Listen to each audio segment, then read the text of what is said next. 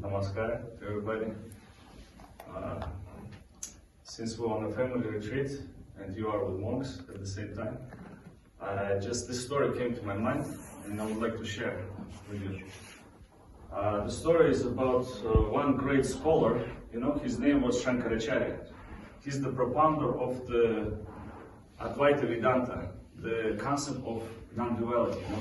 He only believes that this whole world is illusion and Brahma or God is the supreme truth.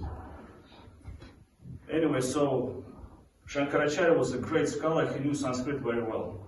And he was passing by, he was a sannyasi, he was a monk, he was passing by one time. And he heard there is one also great scholar, his name was Mandana Mishra. Yeah, and Mandana Mishra, he was also undefeated. So he decided to beat him in Sanskrit. Yeah. So when he arrived to his home, they start battling. Yeah. And the topic of the battle was that if you are, sannyasi, why are you hating women? Why are you staying away from women? Why women are suppressed? And then he told him, Shankaracharya, since he was a monk, he said, if you are, if the woman raised you, fed you, educated you, why are you sleeping with women? He was saying like this. And they start battling, on this topic. And the battle was very long. And they didn't know who's gonna win. So they asked his wife, Ubhaya Bharati, to give the judgment. Who will win? And Ubhaya Bharati actually was also a real scholar. And she said, I'm just a simple woman. Yeah, I don't know anything about scriptures, even though that maybe I cannot judge you guys are great. So she put the garland on both of their heads, on their necks like this. And she said, whoever garland will rotten first, that one will lose. So they start battling. And 21 days they were battling until finally the garland started rotting on the chest of Mandava. Yeah? And the bet was like that, whoever loses, so if Shankaracharya will lose, he will have to marry, and if Mandava will lose, so he will have to become a disciple of Shankaracharya. So since he lost, he became a disciple of Shankaracharya. But before that, after their bet, the wife, Ubhaya Bharati, she thought, my husband will go away and become sannyasi. What should I do? How am I going to live? And she said, the family people, they're like one, The second half is actually the other half of the husband. So you should also battle me, she said. And she picked a topic which Shankaracharya was not educated well enough, And she picked the topic of love sutras. And Shankaracharya was a sannyasi, was a monk since childhood, so he didn't know anything about love.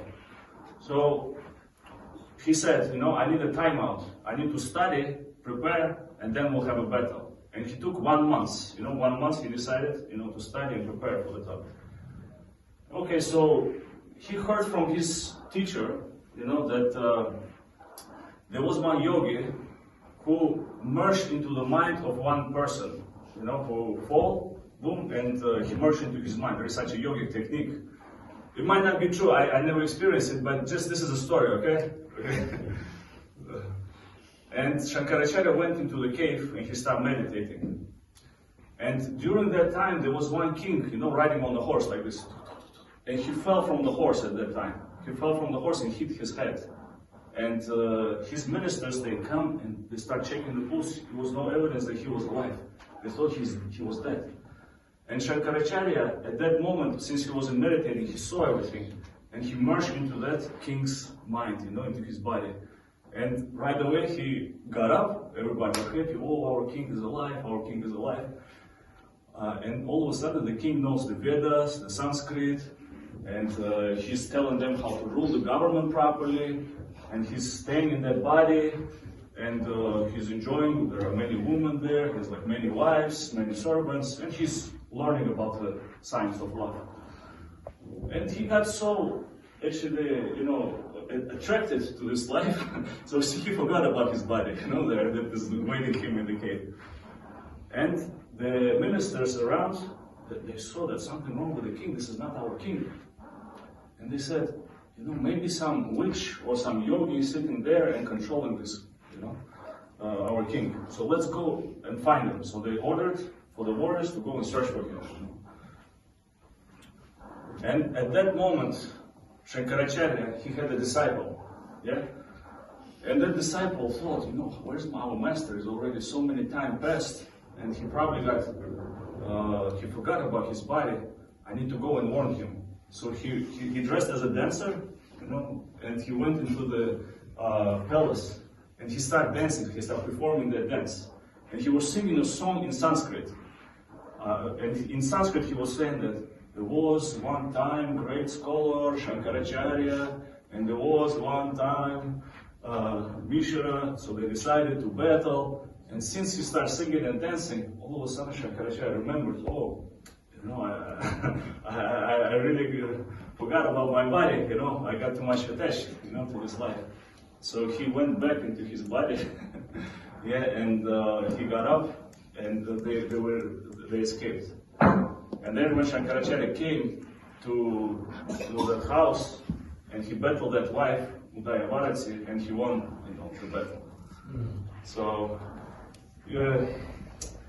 our guru said that sannyasis, they also come from family people, so there should be no separation or something like that. So, and sannyasis, you need at least 5%, for the population, in order for the mission to be served, So this is my story. You guys on the family retreat, remember that we are all one, like in this poem of Devaki. Thank you for letting me share. Thank